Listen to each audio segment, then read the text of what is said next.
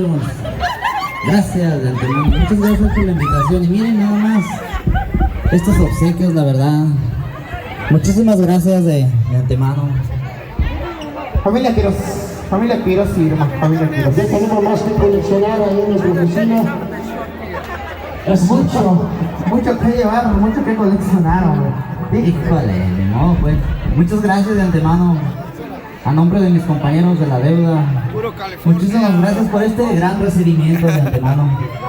Muchas gracias. California, hombre, para tomar más, hombre, que anda. Y a la Pero Vivazo. bien contento, hombre. Bakersfield. Bakersfield también, Bakersfield, California.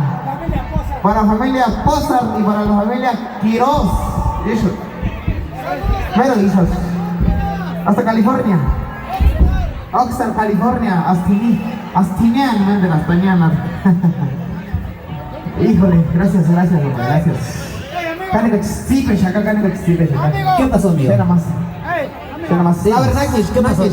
¿Cuál es? Takuro, Anápolis. Takuro, Michoacán. Takuro, Michoacán, Astini. Muchachos, no se les olvide la felicitación a las festejadas. Esperancita. El papelito, ¿cómo se llama? Esperancita. Muchachos, para los que vinieron desde Pensilvania, Claudia. Deme chance. sus por favor. primas, Claudia, no mamá. mis primas, sino sus primas que vinieron desde Pensilvania. Ándale, para las festejadas de aquel lado se nos andaba olvidando, Mario, híjole. Vamos a la ¿Qué familia manos? Quiroz. Para ellas, para las quinceañeras allá de aquel lado, para ellas. Quiroz. Vargas, ¿unas palabras o así? Sí, cómo Ahí, no. Ahí está el micrófono. Ahí. Muy buenas tardes a todo el público en general que está aquí. Le quiero agradecer a todos mis compadres y comadres y familiares y amigos que todos me acompañaron en este día que fue muy especial para mis hijas. Les quiero dar las gracias a mi compadre Pascual Benito, a mi comadre Cecilia, a mi compadre Gaspar Campos, Araceli Elías y a todos mis compadres que nos apoyaron con su granito de arena y a toda la gente que nos apoyó.